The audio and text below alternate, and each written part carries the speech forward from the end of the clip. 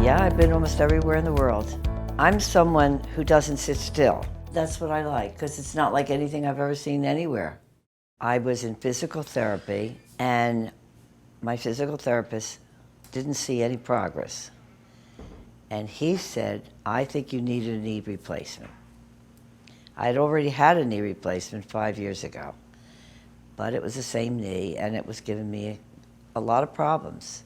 I was using a walker. I was suffering all the time.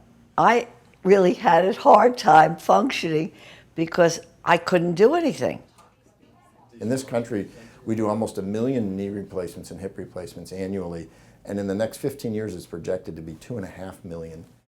So Martie came to me with a knee replacement that was done previously out of state, and the knee replacement had failed. And you can see instead of a straight line here, it comes and it goes back into the side here. And that's all because this part had wiggled loose.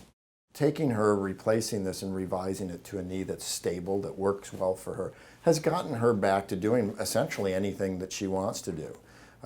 And that's probably the best thing that I do, is I take somebody that's somewhat debilitated and give them the ability to go back to do things that they want to do.